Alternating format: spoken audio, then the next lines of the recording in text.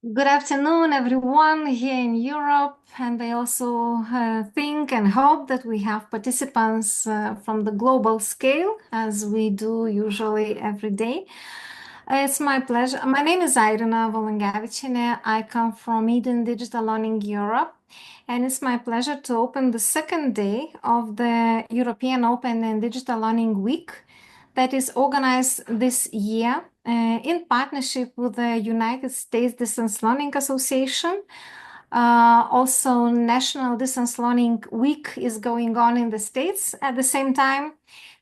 This collaboration continues since 2016, and we are very honored and happy about it.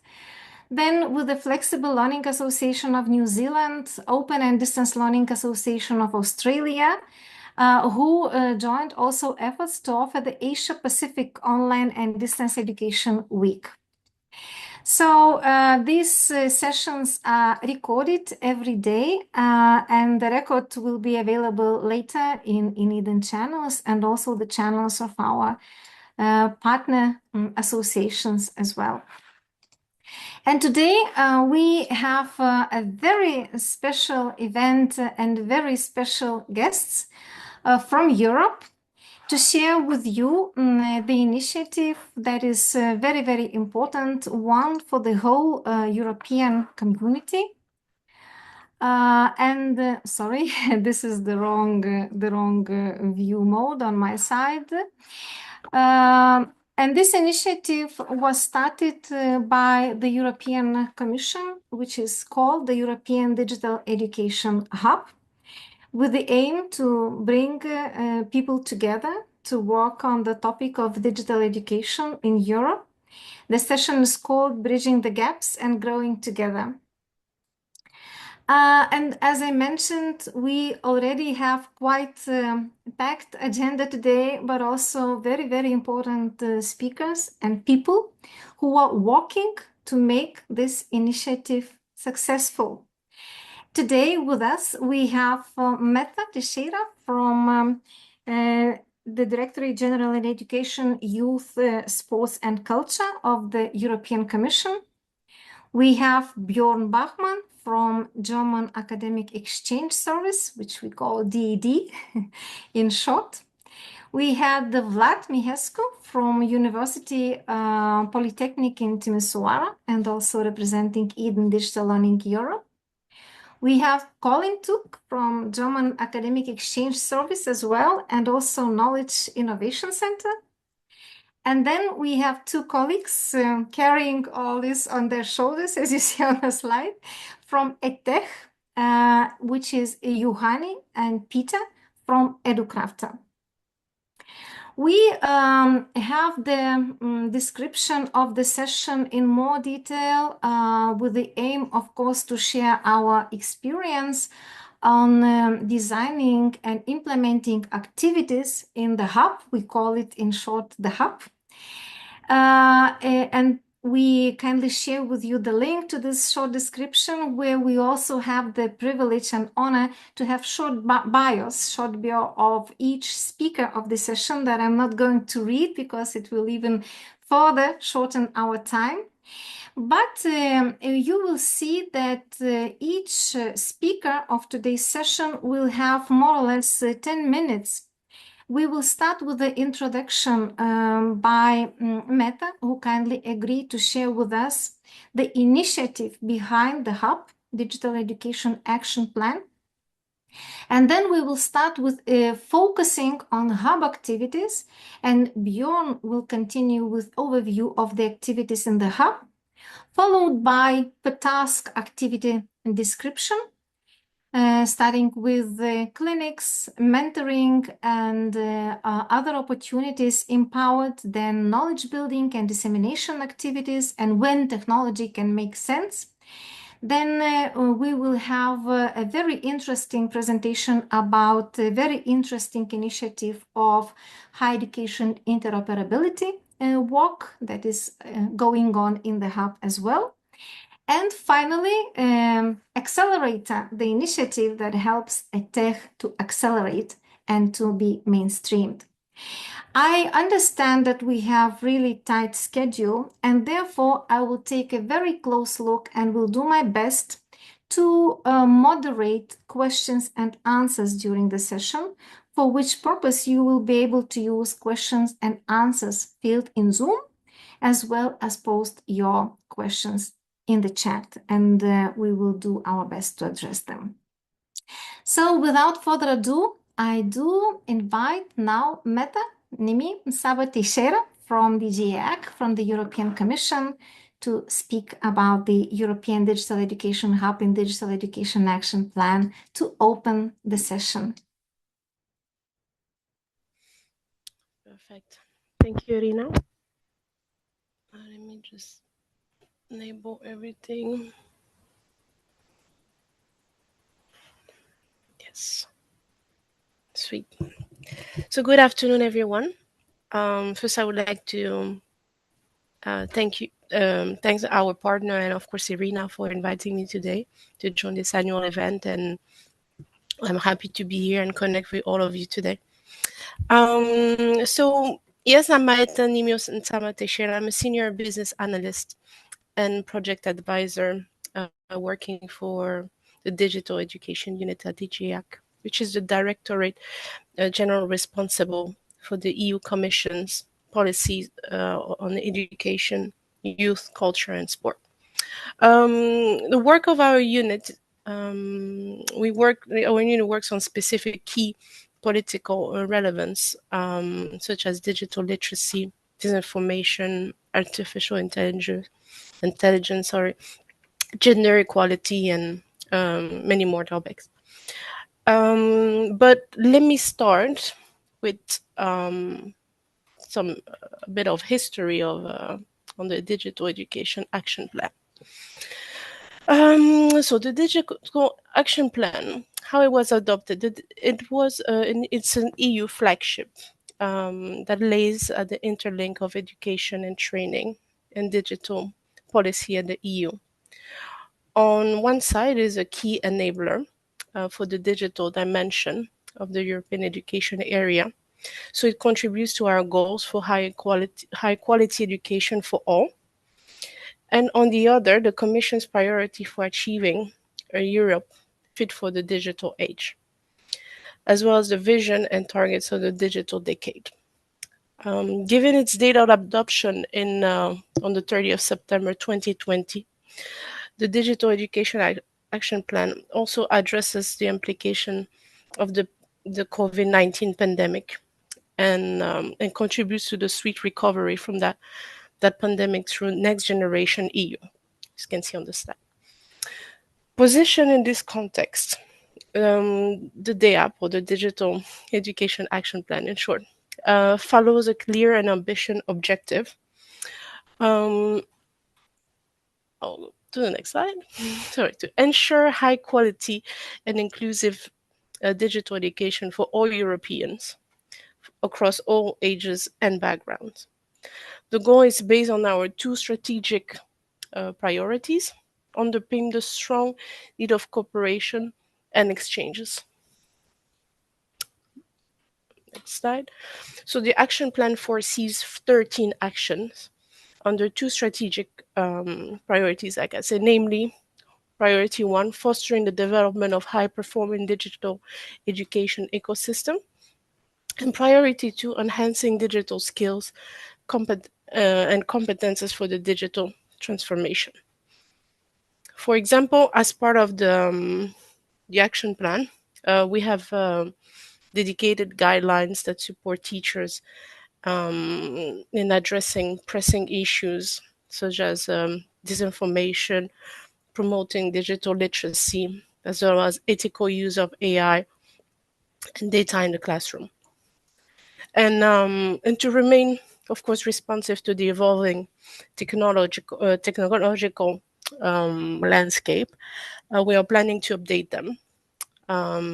Further to this, we have recently launched an expert group on to work on these guidelines for teaching, not these guidelines, sorry, new guidelines for teaching informatics in primary and secondary levels. Now comes this priority, overarching priority, slide, which is the European Digital Education Hub,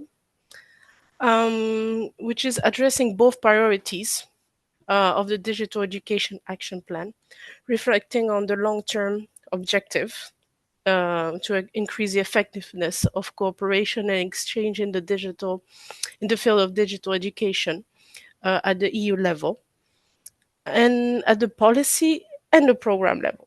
So the creation of the hub emerged from extensive stakeholder consultation carried out during the preparation of the Digital Education Action Plan, highlighting the need for strengthened cooperation and dialogue.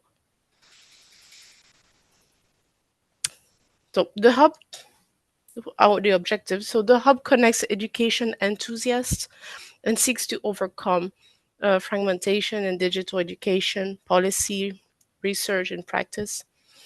It fosters cross-sectoral collaboration and exchange of digital learning content through peer learning, sharing best practices, as well as enabling access to data and research and accelerating innovative solutions.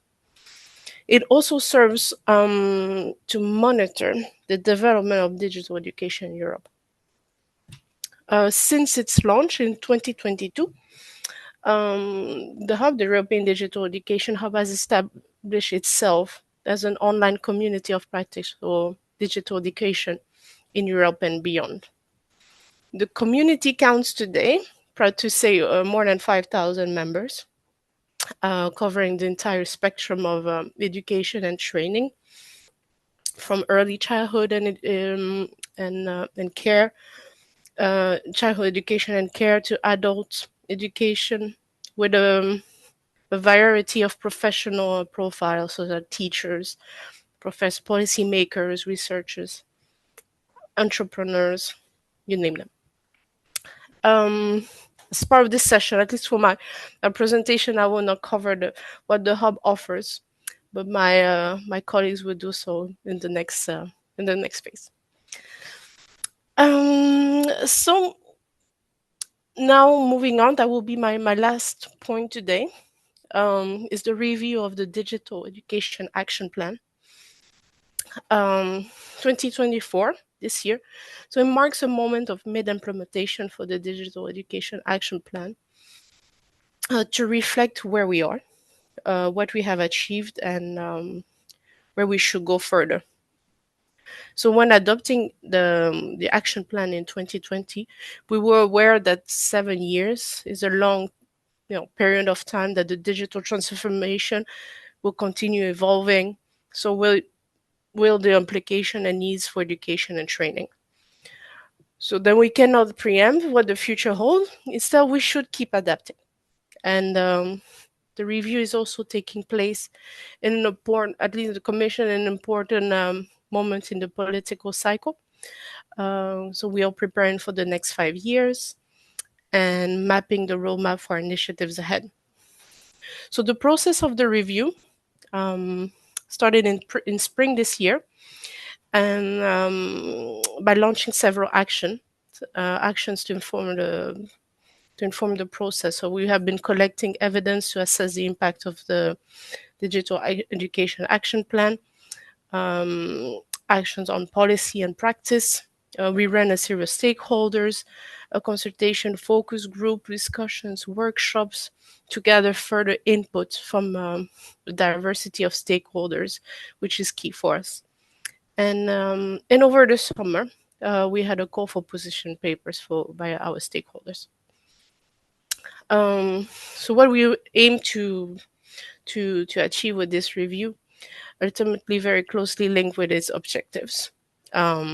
So that means draw lesson learned from the implementation of the action plan, identified direction for further development, and making sure that it remains responsive and effective to the needs of the community.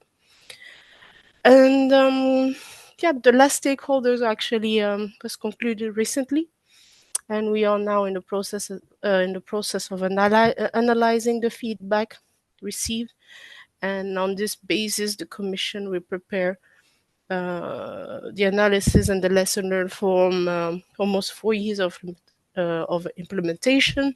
It will be published early 2025. So voilà. With that, I conclude my speech and my presentation. I would like to give the floor back to Rina. And thank you so much for the opportunity. Thank you so much, Meta. We are very, very happy that the hub is here and operational, and that we are all have the platform where we can work and solve the issues that arise at different levels of education organizations and practitioners. Thank you very much for your presentation. We move on, and now I invite Bjorn Bachmann to give us the overview of the activities in the hub.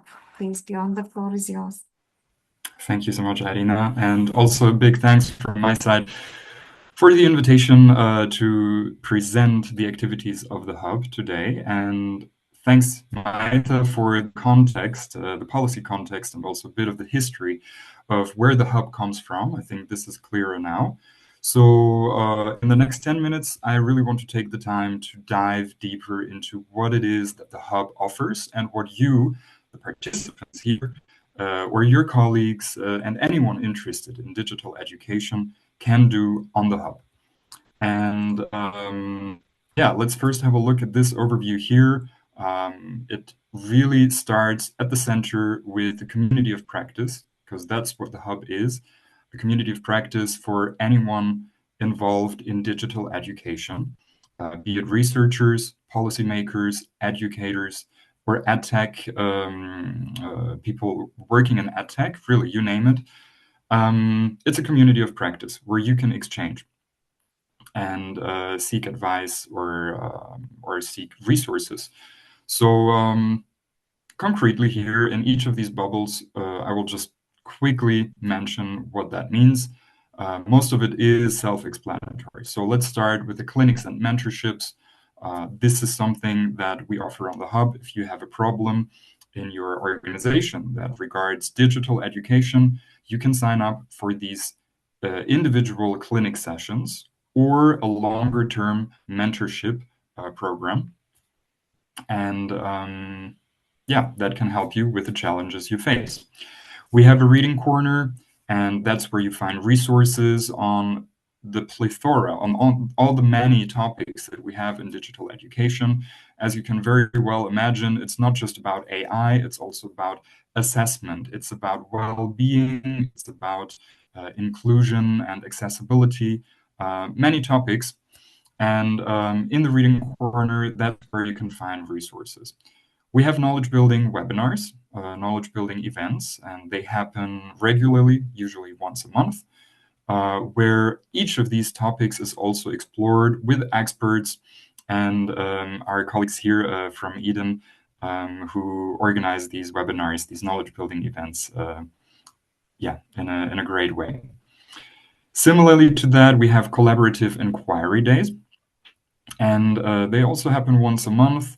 And this is where you can choose, again, a challenge that you face in digital education, and you explore them with your peers using a certain kind of methodology that we call collaborative inquiry. So you can also hear what other peers are facing and how they tackle different challenges. And it's a great way, really, to exchange and find solutions for the problems that you may face in digital education. Then we have the accelerator program. I'm not going to dive too deep into that because we have two colleagues here who will tell us about this. But in short, it's support for startups. But stay tuned for that. Very exciting. We have once a year, as a matter of fact, by the end of this week, we have the yearly design thinking workshop. Unfortunately, it's too late to register, but I want to mention it anyway, that these design thinking workshops happen yearly. And that I'm going to skip for a moment. You will have seen I go clockwise here. I will skip the higher education interoperability part because that's something that my colleague Colin will talk about in a minute. And from the design thinking workshops, I jump right to the workshops and the work group because again, here, the different topics of digital education are explored in detail in these workshops and the work groups. Now, this is the overview, but I want to make it more concrete, how you can find these things in the hub. And for this, you can, first of all, sign up and register if you haven't done so already. We'll share the link and a QR code at the end of this presentation. But basically, where you will end up is Microsoft Teams. And this is a screenshot, but what I'm going to do now is to share, actually, what the hub looks like. I trust that you can see Microsoft Teams now. Let me know if not. And you will see here that, maybe I'm zooming in a little bit, that we have different channels, and they should ring a bell because I've just talked about each of these activities. We have the accelerator, we have collaborative inquiry, the workshops, design thinking, and so on. And for each of these topics, you can check the individual channels. Moreover, something that I haven't mentioned is the channel, for instance, on AI in education. So this is a channel we created so that you can discuss on a very hot topic, which is artificial intelligence. So yeah, just feel free to browse around and you will find many resources. You will find posts on what is ongoing currently. And here in the general channel, you will also find the homepage. It's a bit hidden up here, but you will find it with this little house up there. And here, I think you have really the best overview of what is happening at the moment. You find the upcoming events, you find the introduction with a video introducing the hub. You find these tiles where you can navigate very quickly to what it is that you actually care about. And you find our current call to actions or application forms. So if you want to apply for a workshop, that's where you can do it. You also find our newsletters, the squads, the so-called working groups, and so on. So I think this really gives you an idea already, at least I hope so. If not, of course, feel free to share your questions in the chat. And I will go back to the slides now. We've talked about also this homepage, but I want to use the last 2 minutes of this slot just to share with you what's upcoming, because I think that might be the most interesting to you, what you can do in the hub. So you will find useful links here on via these links. And we regularly have the so-called onboarding calls. So when you join the hub, you're new to it, or you just wonder what's happening, you can join these calls. They happen several times a month. We have animation activities that happen in the general channel, and that's where you can have something like an Ask Me Anything session with experts, for instance. And I've mentioned all the peer learning, mentoring, and online clinics activities. What is happening tomorrow? If you're already part of the hub, you can join this. You can join the poster event on self-regulated learning with AI. Then I mentioned the design thinking workshop is happening by the end of this week. We have also a webinar on hybrid learning spaces happening on Thursday. And then in December, we have again the collaborative inquiry days. Very exciting, and a topic that in my opinion is very important is the well-being in digital education week, happening from the 9th to the 13th of December. And on the 11th of December, we have another webinar fitting the topic of well-being in digital education. So this being said, check out this QR code, sign up. It usually takes some business days, max 5 days, and you're on the hub. And with this, I thank you very much for your attention. Over to you, Irina. Thanks a lot, Bjorn. We'll try to compensate in the chat the references that you mentioned. So I'm sure a lot of people will find it useful when they register. And it's indeed for those who are already in the hub for more than 2 years, they don't imagine that there is still people outside and want to join the community, which is great. Thank you very much, Bjorn, for presenting the main activities in the hub. Now we focus on certain activities at the moment. It's not possible to cover all of them in more detail, but we will try to do some of those. So now I invite Vlad Mihescu from University Polytechnica in Timisoara to present activities that are targeted at empowering digital education professionals. Please, Vlad, the floor is yours. Thank you so much, Irina. Hello, everyone. As mentioned, we have several activities in the hub, and these activities are all of them tailored to empower the professionals. But I'm talking now about specific activities in terms of mentoring and clinic support. That's also some sort of mentoring, but in a lower scale on the hub. This is a joint task of peer learning and mentoring, which is ran by our colleagues from EADTU, and us in Eden are offering also support, and we are involved in this task force. So what is this about? In today's educational landscape, the role of technology has expanded beyond simple tools and support systems, and we saw a growing need for mentorships. We have rapid advancements in AI and digital solutions, and educators face increasing pressure to stay current and effective. We saw during the pandemic years that those of us who were more prepared had, let's say, easier life in terms of dealing with the digital environments. Online learning requires new strategies. The traditional methods often are not working anymore in the digital spaces. Even if we are tech-savvy millennials or experienced professors, each of us are facing unique challenges in our digital realm.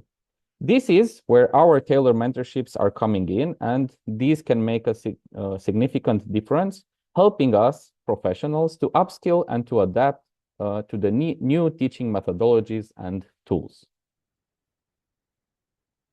Our program is designed to address several focus areas. We saw that there are three main focus areas which people keep coming back to, and I want to speak about these. This is, of course, AI integration, which is very current for the past years with the explosion of generative AI tools. Also, the strategic use of EdTech and innovative pedagogical methods, because we want to align technology with our pedagogical goals. And finally, we try to provide the practical guidance and the strategies which educators might need to apply these into their teaching and to improve the learner engagement, helping with also with the retention, both knowledge retention and also retention in participation in educational activities. How we envisioned these mentorships, we envisioned them as a journey with 6 clear steps. First, the mentee is identifying and articulating what the problem is, what are the core issues which they are facing in their daily educational digital life. Then, together with the mentor, they evaluate the problem's objectives and the impact of the problem in their specific environment. The objectives are set in a clearly and achievable manner, and they are established to guide the mentorship process and desired outcomes. Then a theoretical or practical framework is selected to approach the problem systematically. The mentor helps the mentee to design a tailored roadmap so that the guidance is put into clear action steps. And finally, the results are assessed and the strategies are refined for continuous improvement and learning. The scheduling of the mentorships is quite simply. We have 3 sessions of 2 hours each, which is conducted in the Microsoft Teams channel of the hub.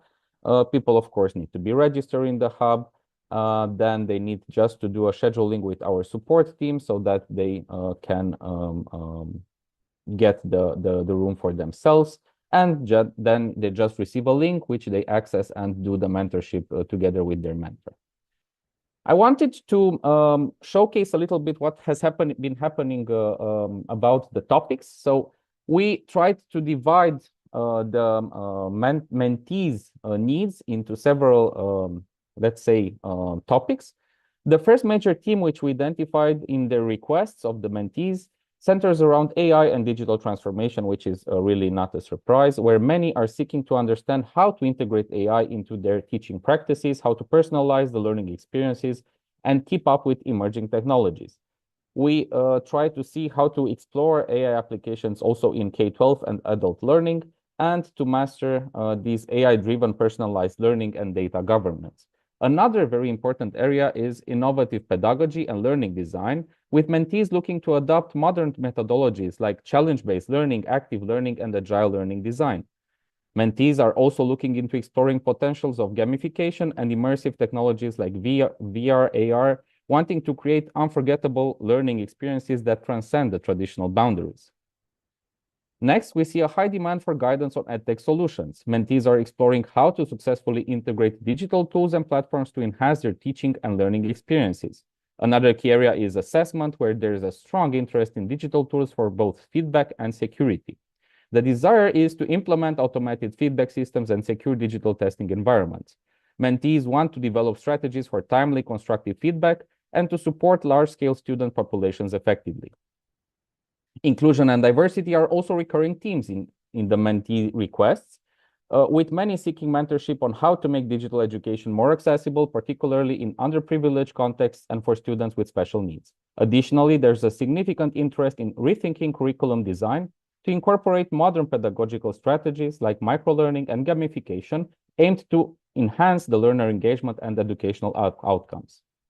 Finally, mentees are also focused on professional development and the need for mentorship in transitioning to digital education, especially for new educators and course leaders. They are also keen to network and connect with others in the field. There's also a growing interest in the intersection of digital education and sustainability.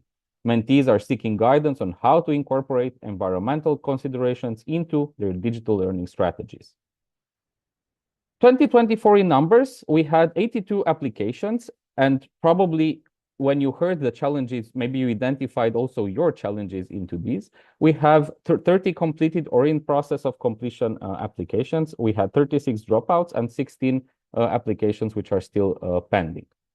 Now, just in a very few words, something about the clinics. As I said, they are personalized solutions for the challenges, and they're basically only 2-hour session short mentorship.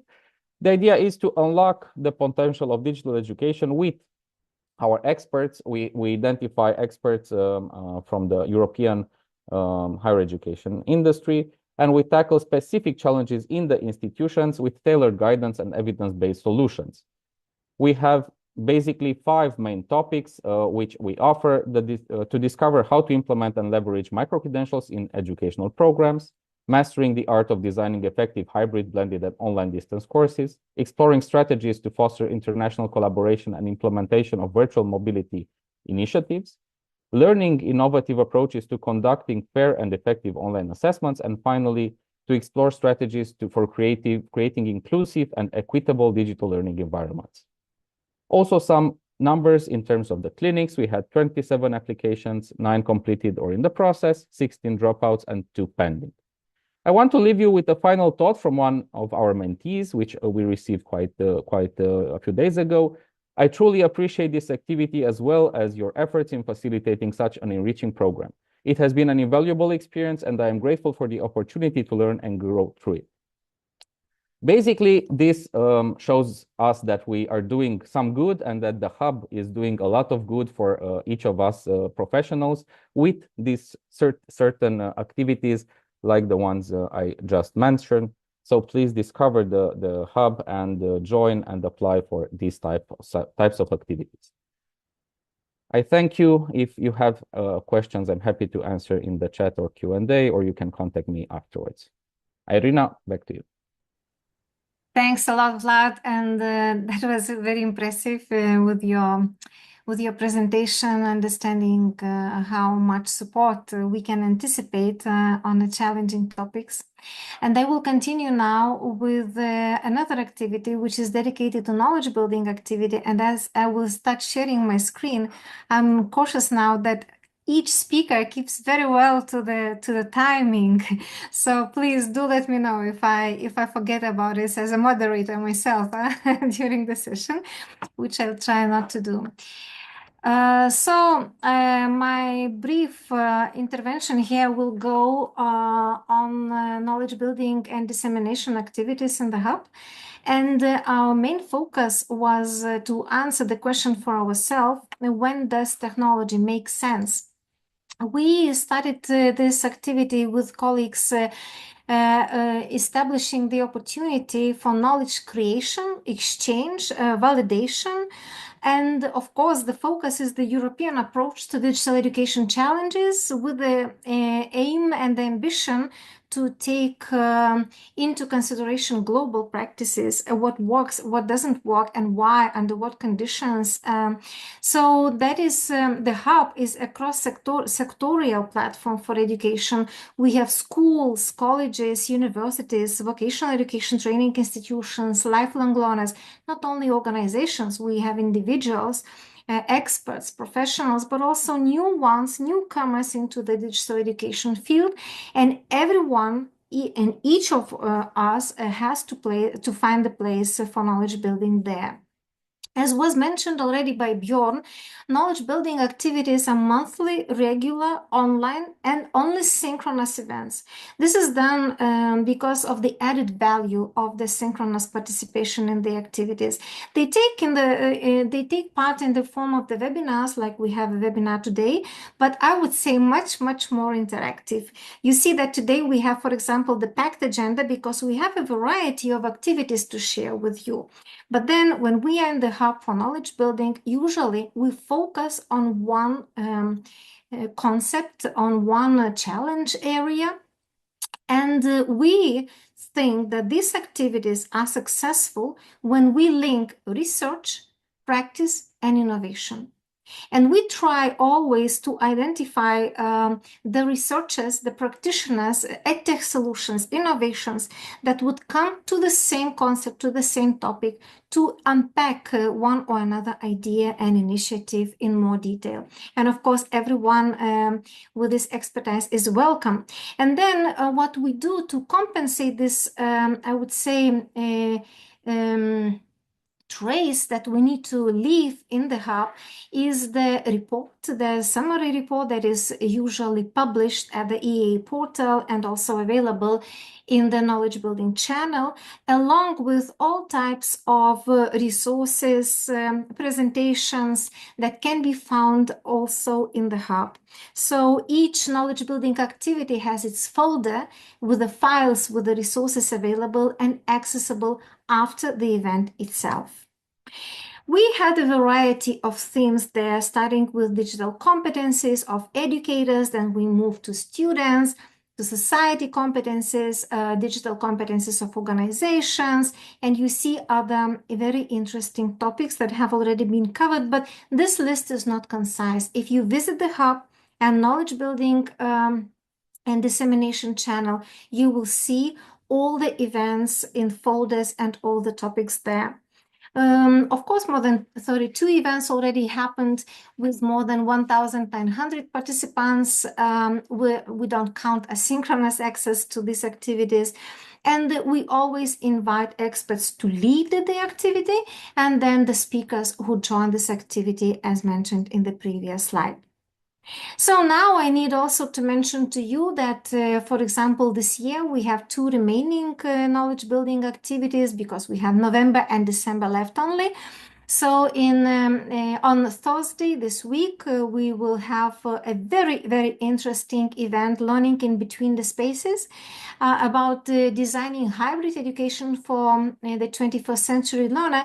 And what is most important and interesting is that this knowledge building activity will be led by expert group, which these expert groups, they are called squads in the hub. and they are working on their outputs for quite some time, for sometimes longer than half a year, and then they produce the output, the expert output, I would say. So they will be presenting the platform of hybrid learning, hybrid education this Thursday. And here are the moderators, the speakers. We always announce these events, and we also invite people. Those who are already in the hub, they can register for events, and then they receive further information on how to join these activities. And then this year, again, in December, we will have the final knowledge building activity for the year. It is aimed to address teacher well-being in digital education age. It is called, as you can see, Connected and Stressed, and we will be working on this theme to see how to take away this stress from teacher workload. So we will have another interesting activity, and we will co-develop together with the speakers the knowledge on how to decrease stress and how to ensure the well-being of teachers. Again, if you want to join, and if you already registered to the hub, please then register to this event as well. Why you should join these knowledge building activities in the hub? Because I am sure you have your ideas, and as we already discussed a little bit previously in the chat, you can be passive or more active in the hub, as well as in each and every activity, knowledge building activity itself. You can follow the developments, explore the resources, but also you can propose and present your own ideas in the topic of digital education. You can also be brave and question and discuss current practices. You can raise your questions there, that the ones that you contradict with or that you have doubts about. You can also exchange on digital education every day. You can exchange your practices, your projects, your ideas, your research pieces and links, and this is all in order to contribute to knowledge building about digital education. You can also lead activities in the hub, and you will see many announcements, and also you can lead knowledge building activities in the hub and propose the theme for this and much more really in the hub. So I invite you to join, first of all, the hub, those of you who haven't done that, and then to join knowledge building activity channel and follow this channel and contribute to knowledge building activities in the hub. I stop here. I was brief because I want really to ensure that the speakers have sufficient time for their presentation. And now I invite Colin to continue with a very interesting and very important topic of interoperability. For some of us, it sounds still complicated, Colin, please bear in mind, but we know that it is inevitable and what Hub is doing for that. Please, the floor is yours. Yes, thank you very much, Irina, and thank you all for joining this session. I will try to give you a very short insight into what the higher education interoperability work group in the hub is up to, what are we working on, and why are we working on that. Just to give a little bit of a context, this is of course not a history lesson. So you know, the Erasmus program has been around for 27 years already. It has supported millions of students in going abroad, but one of the more recent developments in European cooperation and mobility is, of course, the European Universities Initiative, which was triggered by the famous speech of French President Macron in 2017 at the Sorbonne University, and led to the creation of, by now, more than 60 transnational university alliances that cooperate, develop a lot more and larger joint programs. But I think most importantly here is, of course, that the European University alliances are cooperating much more closely and much more deeply than what we have ever seen before in, let's say, traditional joint programs.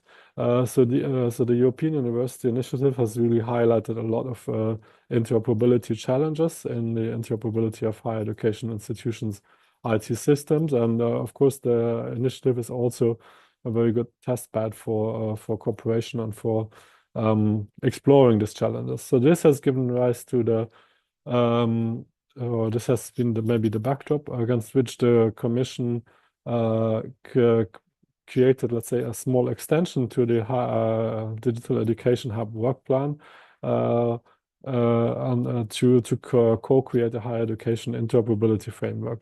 The overarching goal of the framework is really to increase seamless digital learning and teaching experiences, so to make virtual and physical mobility within European university alliances and also between alliances and between higher education institutions in general more seamless.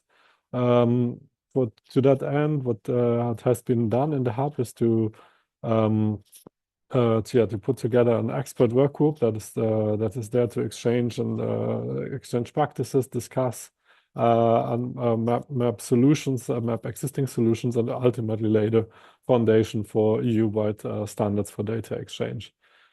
Now, what does it mean? We have had a work group that has been working over the last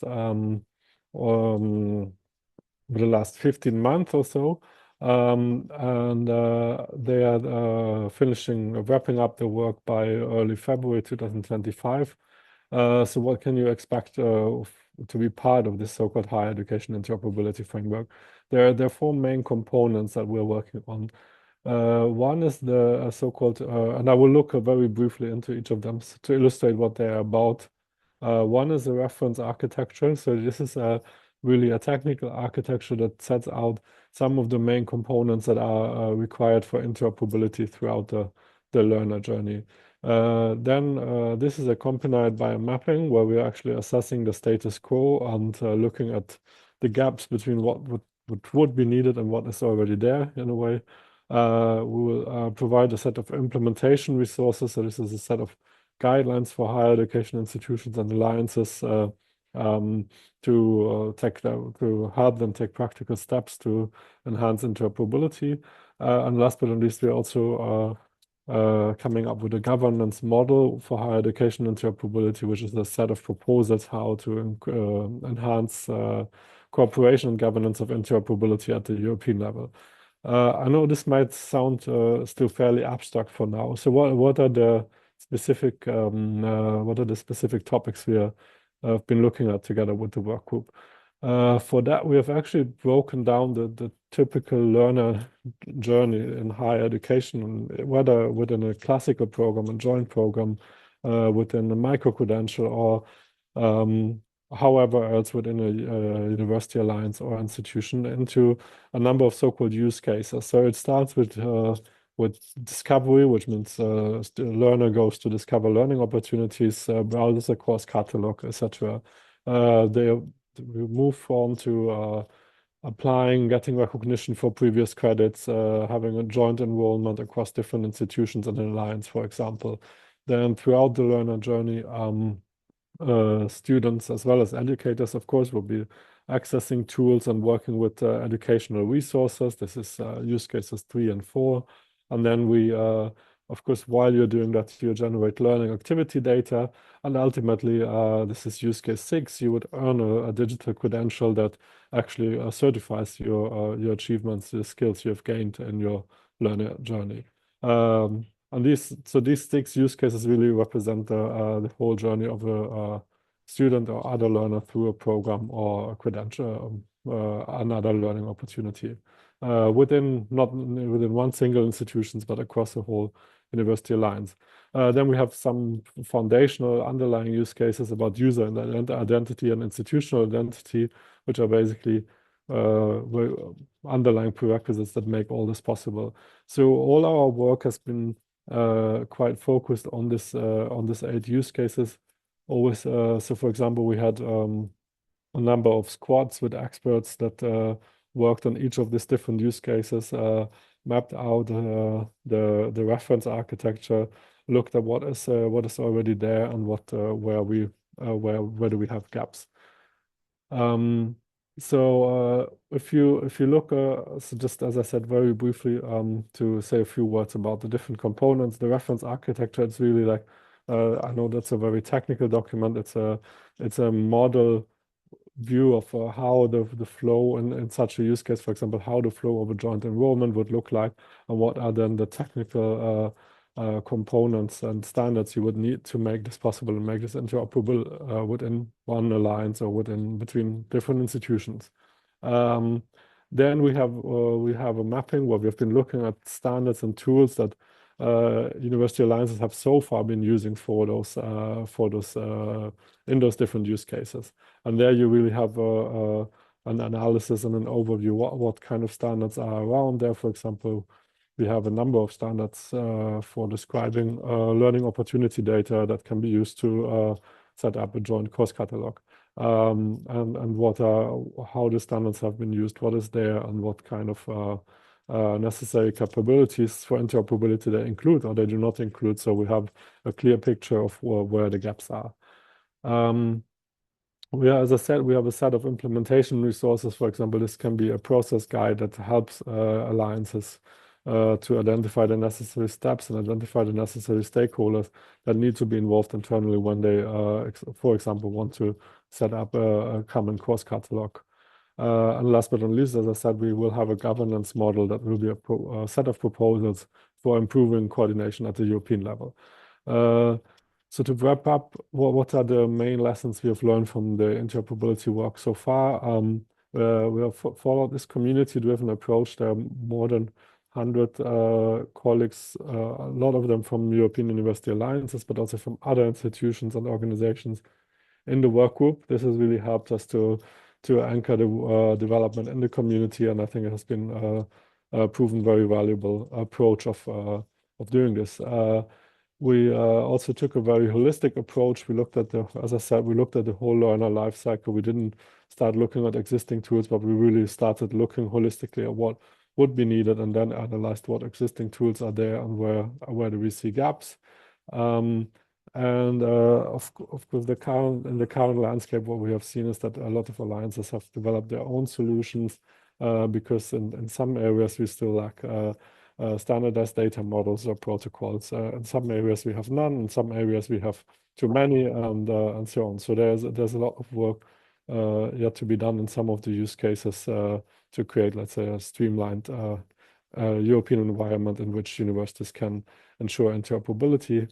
And finally, of course, the balance and act in all this will always be to maintain our diversity and reflect the diversity of education systems and traditions in Europe, but at the same time find enough common ground, for example, common terminologies, to make sure that we can ensure interoperability across the different European systems. So this would be a very general overview of what to expect. As I said, our work in the interoperability work group continues until end of January, early February 2025. So by that time, you will see the whole interoperability framework released, consisting of the 4 parts I mentioned before. There's still a possibility to join the interoperability work group of these topics. Let's say if these topics are of your interest, or you would like to learn more. Of course, the main results will be posted on the general hub, but if you want to dive more into it, everyone is most welcome to join the interoperability work group, and I will also copy that link to the chat in a moment. So thank you very much. I'm passing back to Irina. Thank you very much, Colin. Yes, I think that the link in the chat would be very useful so that people can already copy it and distribute. I know that from time to time there are questions and people get interested in how to join or find more about this working group, and understanding and readiness comes in a variety of ways and different tempos. So now I believe it's much more clear about the opportunities that people can find in the hub. So we move on, and finally we invite EdTech, and we are very happy to have today with us 2 people. Yes, 2 people actually, Juhani and Peter, behind the scene. But Juhani, I can see you already in preparation, who will share with us the ways how a hub supports EdTech and accelerates the activities there. And really, it is one of the biggest, I would say, the no, the biggest is the wrong word, but actually not maybe the biggest, but still a challenge for us on how to make technology work for education. And I already mentioned to you that took some time to develop, for example, knowledge building activities so that we do have research, practice, and EdTech together working there. So the hub is also for this purpose. But now Juhani will present Accelerator in the hub in more detail and will explain how to get there to be successful. Please, Juhani, the floor is yours. Thank you, Arina, and hello from my side to everyone here. Glad to be joining, and also glad about the synergies between these different hub activities that have been presented today.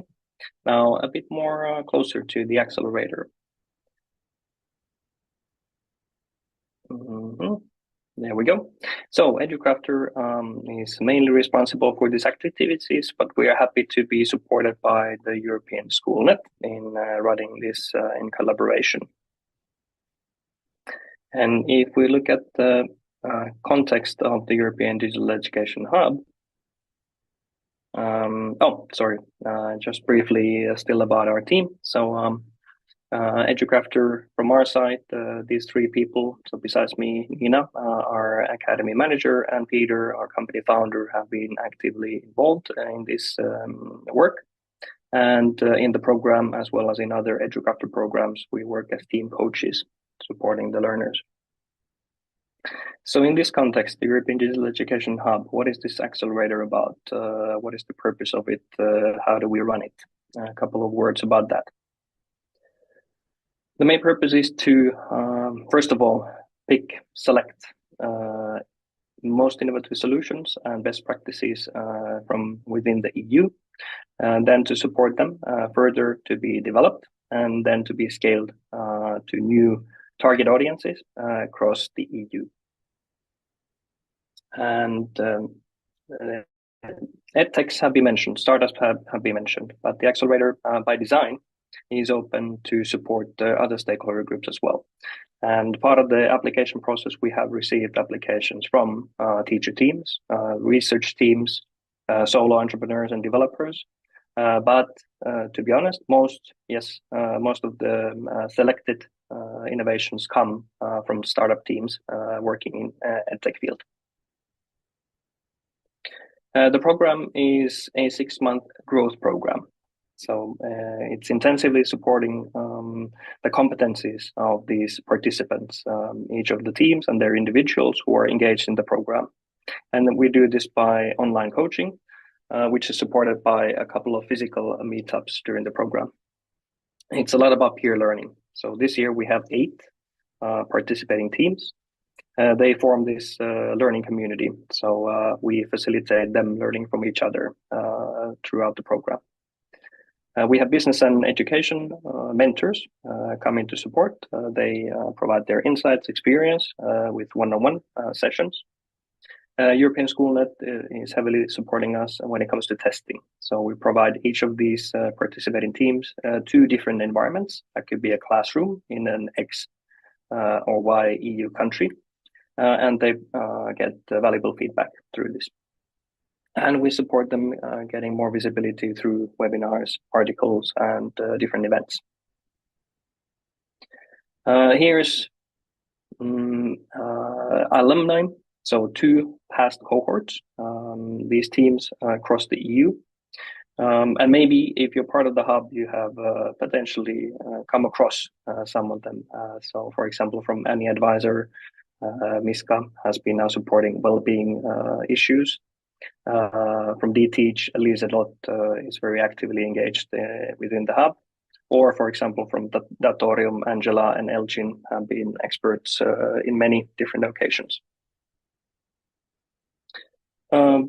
Throughout these 3 years that the accelerator has been running, we've also funneled thematic focuses from the Digital Education Action Plan that was already mentioned, but also from the hub community.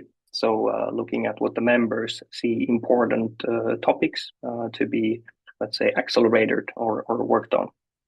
This year we added also the green education and sustainable development for the first time to this list. And when we looked at who should we select, this is the selection criteria that we've used. So first of all, it has to be innovative solution. There has to be, of course, education value, something that Irina maybe also raised here, addressing these different themes, or at least one of them. How sustainable do we see the team to move forward? What is their readiness level and also their expectations? So is that a good match to get them involved? And based on this criteria, we have 8 teams in this year's program. I'm going to give you a brief overview of each one of them. First comes from Ireland, Alpaca Assessment. And they help spotting early literacy issues. So helping schools, institutions, educators spot which one of these students, for example, would have dyslexia. Archipel from France. Their purpose is to make mathematics learning fun again. They do this through a learning game. Bitenar from Romania, focusing on children learning programming skills and doing this through their platform where the kids can build and also then share and play each other's games. Codicers Club from Estonia, focusing on high school students' IT, but also design skills and other transversal competencies, supporting these through their mentor program and connecting them then to higher education institutions. Elina Edu from Finland, an AI-driven assistant, especially for early childhood educator. So supporting these people with their yearly or day-to-day planning and executing curriculum-based activities. Fortissimo from Italy, engaging game, fun way to learn more about classical music. Kielo Edu from Germany, focusing on critical thinking skills and how to enable better classroom discussions and debates through their platform. And last but not least, from Lithuania, Spotiself, supporting digital career guidance. Both the students mapping their own strengths and the vision for the future, but also the career counselors. These 8 solutions, we've mapped, let's say, the reach and impact when we started. So addressing already by start around 1 million learners in 40,000 different schools and organizations. And we need to do the exercise after we conclude the program by Christmas. Now, finally, looking into the overall picture here, Märta, thank you for mentioning the different initiatives. So the DigiEduHack is running as we speak. It started last Friday and will conclude this Sunday. 54 hackathons running EU-wide.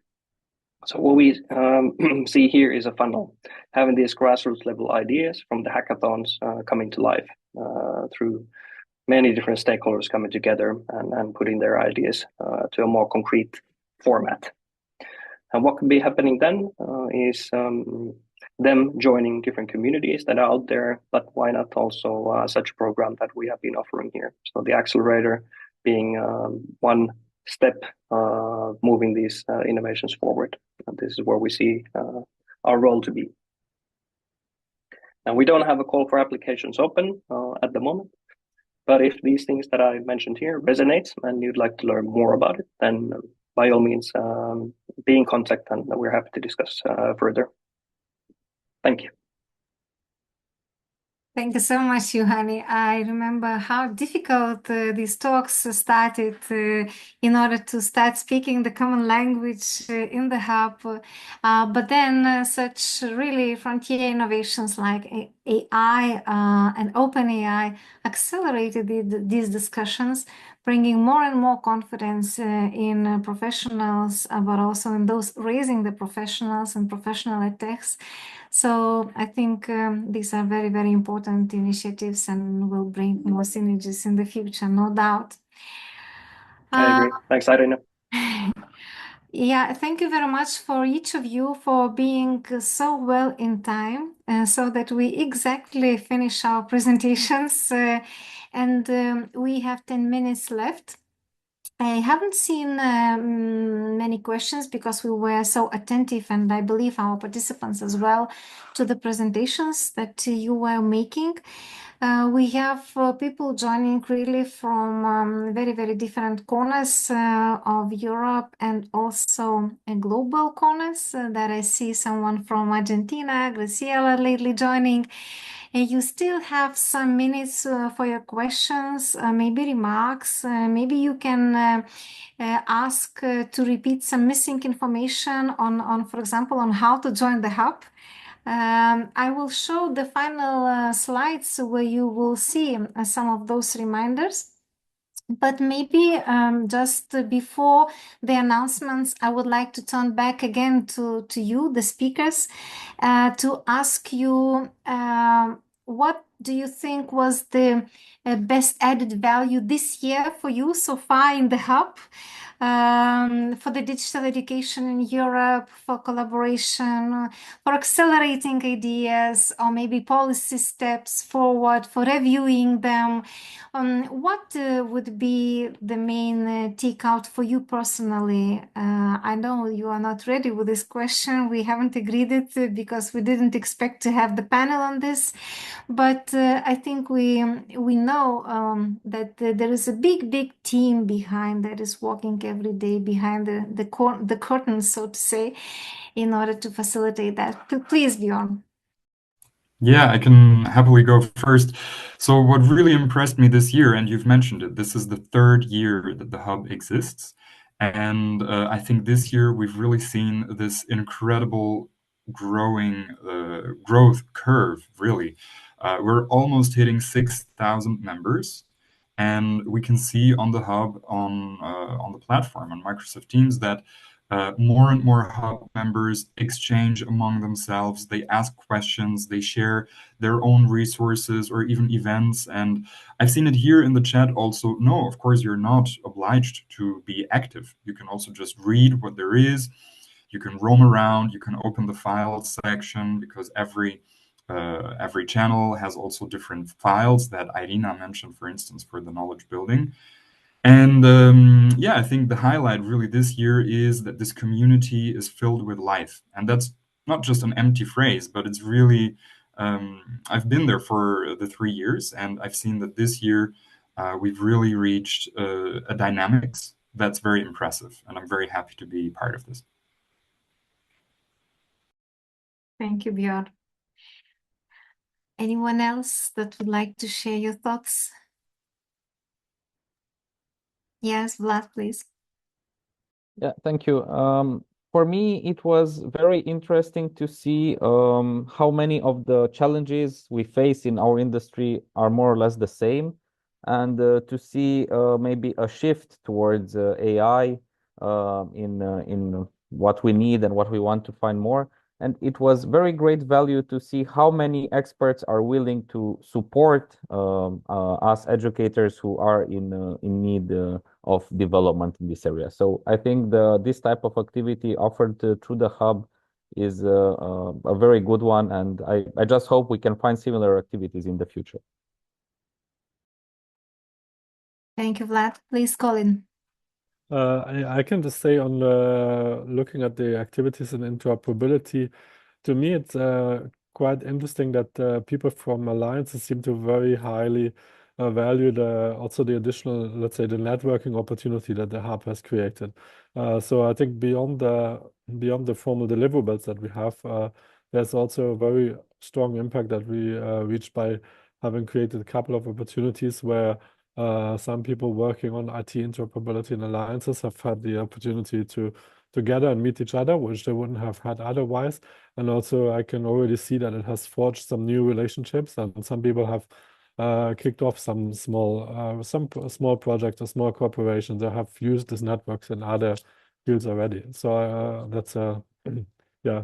I think a very positive impact for the community that is not easily measured in like a paper or a formal deliverable.